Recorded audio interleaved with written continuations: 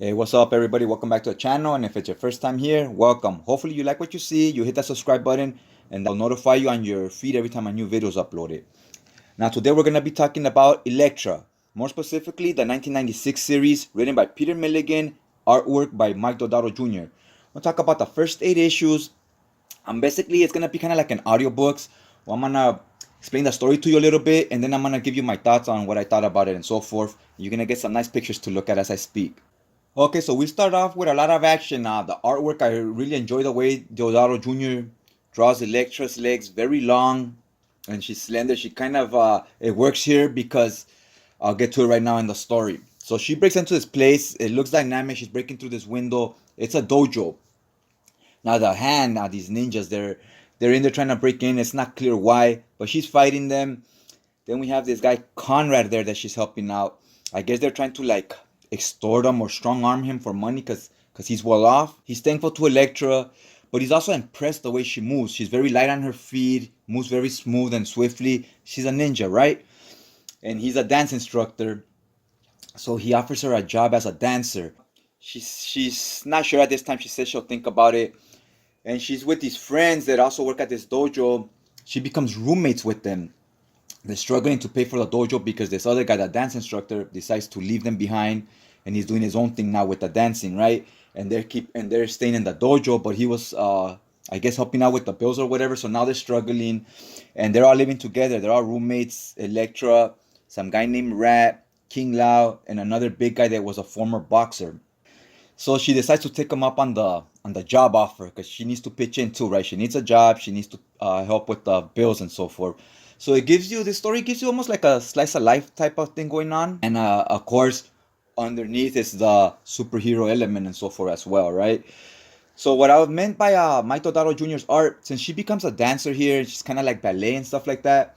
His art really helps because ballet dancers, they're known to move swiftly, and they it's all about the legs, the feet movement and so forth, right? And he draws the legs. I think he draws them like very long and so forth. It adds to the dynamic when she's dancing and so forth, or even when she's doing ninja kicks and fighting. It almost looks like a dance itself.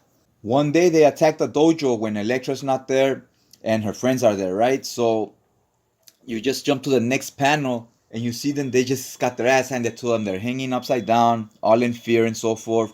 And you see this bullseye painted on the floor. So you're like, holy shit, it's Bullseye. So that's gonna be our antagonist, if you will.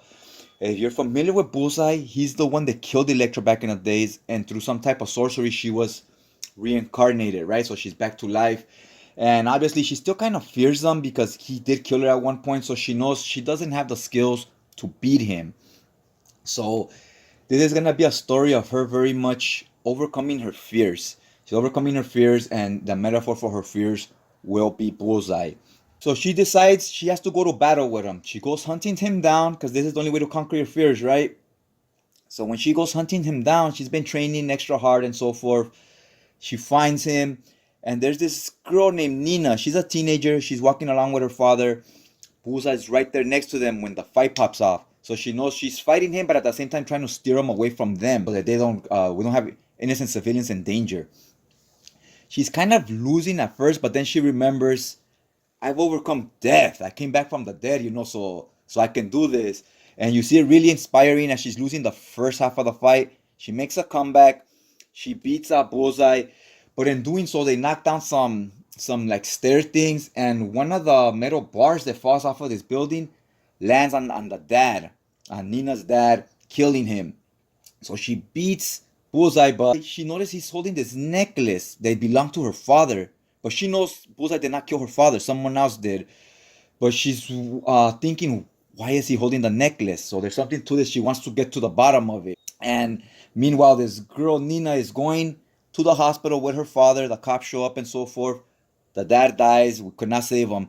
So the story, it has a lot of dark moments because in the dojo, when Bullseye attacked her friends, McKinley the boxer and King Lao the karate instructor, and this other guy named Rat, King Lao and McKinley survived. Rat, later on, she goes to the hospital and he also did not make it. He also died. So we get a lot of death, and they go through the process here. The art shows them in the hospital. You constantly go visit them until the day comes where where the doctor tells them they didn't make it, right? Love the fight scene. I like that they had Elektra losing the whole first half of the fight to really build up Bullseye and really show you that he's a legit threat, right? Like she might not win this fight, so that when she overcomes it, looks more heroic. It's not like she just came in and beat him right away, right? He looked legit. And in just 3 issues, he managed to kill 2 people, Rat and Nina's dad. So it shows how evil and menacing Bullseye is. Like he doesn't hesitate to kill, right? It's not a big deal to him. He is an assassin. Hence why he wanted to come back for Elektra, because when he found out she was back alive again, he thought it ruined his reputation as an assassin if the people you killed don't stay dead, right? Now we gotta get to the bottom of who sent him, or how did he know Elektra's back alive, and how did he get the dad's necklace. There's something more evil here, right? There's this demon at work that can resurrect from one body to another. Like if he loses a fight and dies, that body will die, but his soul will just jump onto the next body. His name is the Architect. So since we're dealing with the supernatural, once Elektra finds this out, she figures she might need some help from Doctor Strange, because who knows more about the mystic arts than him, right? Now this evil demon, the Architect, is trying to find a way to engage with Elektra and try to get Elektra to kill him.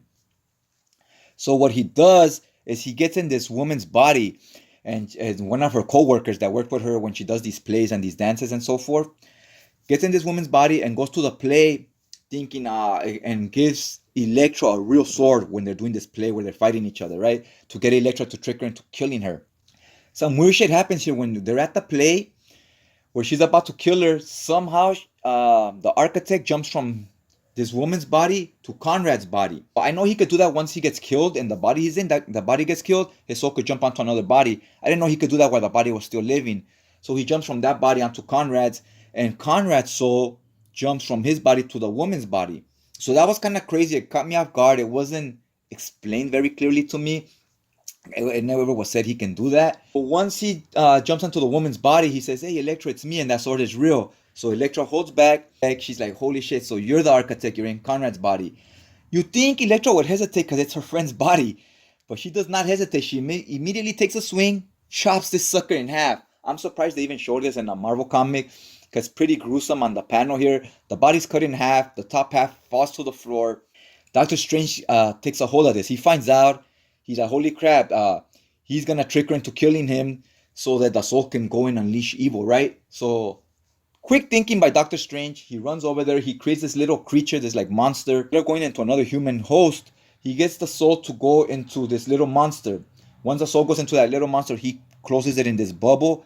And he says, "I'll take it from here. I could control it," right? So very crafty and quick thinking of Doctor Strange. I really like the ending. It was cool. It was a dynamic fight scene, very action-packed. The story overall, the underneath layer was always like a slice of life where a single girl in her college years, maybe in her mid-20s, and her friends are, getting their first jobs or starting their first business, learning to pay the bills and so forth. It's all stuff we go through when we're like in our mid-20s or early 20s.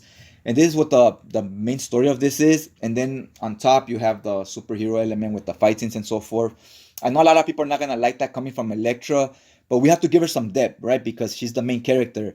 Her main thing was a side character. She's just an assassin, shows up for cool fight scenes. But when you're the main character, you have to give her more to do than just that, or also get old real quick, right? So you have to put that into perspective that she has to carry the book, so she has to have other things going on. She can't be too one-dimensional. Read this before? Let me know in the comment section down below. If you like the video, hit the like button. It helps out the channel. Other than that, I'll just check you guys out next time.